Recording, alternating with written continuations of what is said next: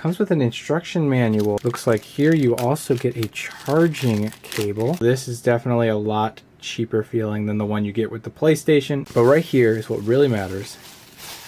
This is our off-brand PS5 controller. You can definitely feel a weight difference with these. But if we go ahead and pull in a real PS5 controller right here, when you have them lying down like that, you probably wouldn't second guess it. But when you put it up like this, I feel like you can kind of notice a little bit is off on this controller. The buttons are a little bit darker on the official one versus the other one, whereas this one's a little bit more glossy. The buttons are a little bit firmer than they are on this controller. This one's really firm. This one kind of loose, so definitely some quality control issues going on here. Overall, not a massive difference between the two, though. You can tell something's a little bit off about this. The biggest difference is probably on the back. You can definitely tell that this one's the official one and that this one is an off-brand one. If you know what the weight of a regular PS5 controller feels like and you pick this up, you will probably be like, something doesn't feel quite right. You might not recognize it right away, but you would be like, okay, something's not right here. This is the official PS5 controller. This is the BDM040 version. You can see it is a 9.7. Go ahead and take the off-brand model here. You can see it is a 7.5 ounces, so it is about 2 ounce difference. And you can feel it. You can feel it. This one just feels like cheaper plastic and doesn't feel very solid. Most of the weight being distributed right in the center and not any like on the outer edges. Whereas the original one, it just feels like solid plastic. The weight feels distributed almost equally throughout the entire controller, which makes it have a very premium feel to it. This one also flashes white when it's trying to connect. Whereas when you push this, it definitely shows up as a blue coloring. So I thought I might as well test it on the PS4 real quickly. Oh no. Oh no, no. Oh, it's working on the PS4. This has me nervous. If this is working on the PS4, it better work on the PS5 too. No, what?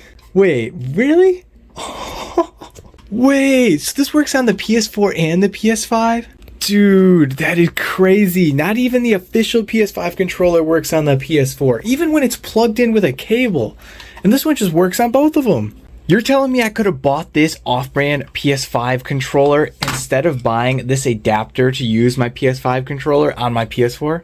That's crazy. While getting backwards compatibility was an unexpected advantage over the official controller, it only took a little bit of testing before it became very clear that this controller is not nearly as good in more basic functionality. I definitely noticed a little bit more delay in inputs, especially in fast-paced games such as Rocket League. And every once in a while there would also be a little bit of drift. Movement in the game also felt a lot stiffer and more rigid. When I tried to test some of the other features in a typical PS5 controller, such as haptic feedback, it wouldn't even let me use it in game because it said it was a PS4 controller. So I guess it makes sense how I was able to use it on both the PS4 and the PS5 now, since you can connect a PS4 controller to a PS5, just not the other way around. So unfortunately that advantage also has a weakness, so I guess there's no haptic feedback or any other special PS5 features on this controller. Surprisingly, the touchpad did work, which is something I wasn't sure if it would, considering it's a little bit more complex a part that other companies might have a harder time copying. I also should report that there was a time I accidentally picked this controller up instead of my official PS5 controller and only noticed halfway through a Rocket League match that this controller wasn't right. So I guess it's closer to an official PS5 controller than I thought. However, if you're looking into an off-brand controller, I would probably recommend against it because the original one is just so much nicer and it's going to offer you much better gameplay that it's worth it to pay the extra money. However, this might not be a bad choice for any younger relatives, ones you don't quite want to hand over an expensive PS5 controller to, but still want to give them the option to play.